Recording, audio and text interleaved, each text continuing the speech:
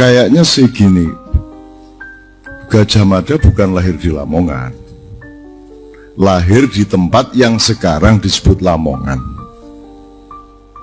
Nanti kalau suatu hari ada tata negara baru di mana Lamongan hanya menjadi bagian kecil dari misalnya dulu Karsidenan Bojonegoro, orang juga akan menyebut Gajah Mada lahir di Bojonegoro.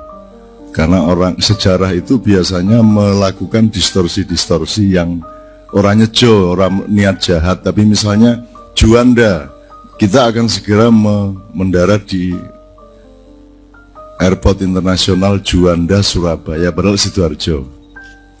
Nah itu sebenarnya Surabaya harus kasih royalti terus-menerus kepada Sidoarjo karena namanya selalu dimanipulir gitu. Sama dengan Cengkareng, kan seharusnya kan Banten bukan Cengkareng, Jakarta. Nah itu lama-lama puluhan tahun akan menjadi tanaman pengetahuan dan fakta di dalam sejarah manusia. Lama-lama kita lali bener gitu. Sama dengan di sini diungkapkan betapa Gajah Mada itu sudah jadi patih pada 3 tahap, tidak hanya pada 3 periode, tidak hanya pada waktu Mojopahit gitu, dan seterusnya. Nah ini banyak sekali fakta-fakta yang kita harus sangat berhati-hati, termasuk para akademisi juga harus sangat berhati-hati. Misalnya, ini gambar Gajah Mada atau sebelah kanan ini karpe. Itu tidak ada legitimasi akademis, metodologis apapun yang bisa membenarkan bahwa itu gambar Gajah Mada apa meneh pipine dikempot-kempot no. Jadi aslinya kan gak nguniku, penemuannya di Putrono rodok tembem terus iki diganteng-ganteng no. Padahal Pak Muhammad Yamin itu cenderung memilih patung itu karena setiap pelukis, setiap seorang imagis ya, seorang imagery itu punya kecenderungan naluriah untuk misalnya gini, kalau saya pelukis, maka yang saya gambar itu akan mirip saya. Jadi kalau saya seorang arkeolog mencari tokoh di antara patung-patung Sindia yang muruk, sing paling tak kagumi ku sing kira-kira secara naluriah, sing kira-kira mirip aku. Itu naluri dan itu tidak bisa disalahkan, bukan kejahatan. Anjene rada ngono-ngono iku dedek. Nek upama biyen sing nemokno patung iku dulur iki ya, kira didolekno sira rada kempong-kempong redek ngono kan. Karena yang menentukan waktu itu Pak Muhammad Yamin ya.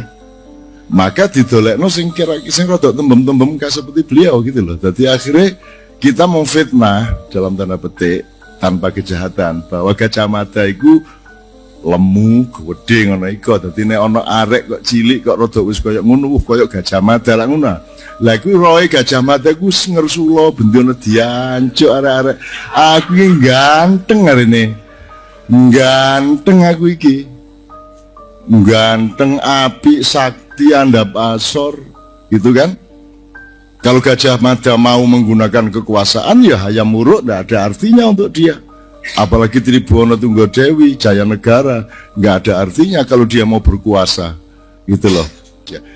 Kalau kita nggak punya contoh soal sejarah, bangkit ya opo. Nah, duwe Gajah Mada, duwe hayam buruk, kita bisa punya bentuk kebangkitan tidak hanya di bidang kaliber manusia, tidak hanya di bidang kebesaran individu, tapi mungkin juga di dalam sistem. Misalnya tadi beliau menyatakan Perdana Menteri waktu itu namanya apa mas? Menteri Utama apa? Maha Menteri. Jadi misalnya gini, kan sekarang kita ini dekaden dibanding Mojopahit. Saiki NKRI. Sekarang sama presiden sama Perdana Menteri. Perdana Menteri dikerjakan tugas yang seharusnya dikerjakan oleh Perdana Menteri dikerjakan oleh presiden. Karena kita memilih sistem presidensial.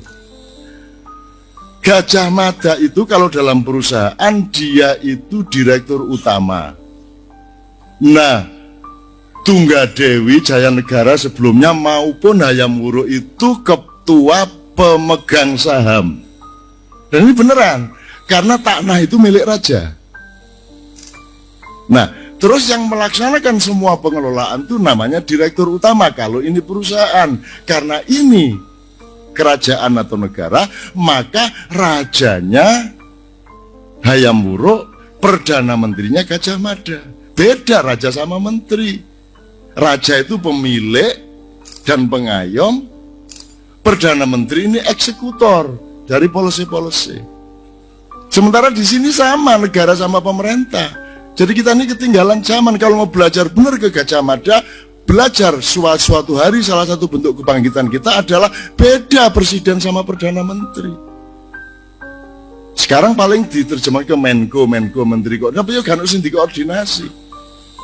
Misalnya koordinasinya juga pakai ilmu yang sangat konvensional. Mestinya misalnya Depnaker ya koordinasi sama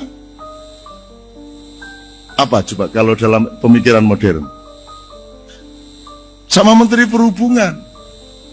Dalam satu koordinasi. Sebenarnya tidak ada yang tidak terkoordinasi. Pendidikan sama kesehatan ya koordinasi. Dan saya ini gawe Menko sing nggak relevan. Nah kita cari yang relevan, yang bagaimana kita belajar kepada Gajah Mada. Nomor satu belajar kepada tasawufnya Gajah Mada. Harap diingat, Gajah Mada tidak pernah ada berita sejarah bahwa dia terlibat di dalam konflik antara Hindu, Buddha, dan Jawa. Gajah Mada tidak terlibat. Probabilitasnya adalah Gajah Mada orang yang memang sudah uzur pada waktu itu, atau Gajah Mada memang sangat pluralis, atau Gajah Mada memang sudah Muslim. Cuma tidak enak kalau terus tampil bersama Sunan Kalijogo, kan begitu. Tapi jangan lupa Gajah Mada masih hidup. Gajah Mada itu mengangkat anak, diambil anak dari Brawijaya kelima. Brawijaya kelima itu dia anak 117. Lagi yang suburi lagi tak hitung anak piro iki nek 8 ping 8 ya mek sida papat iki ya. Gajah Mada, jadi Prabu ini si Kertabumi ini, Brawijaya 5 ini anaknya 117.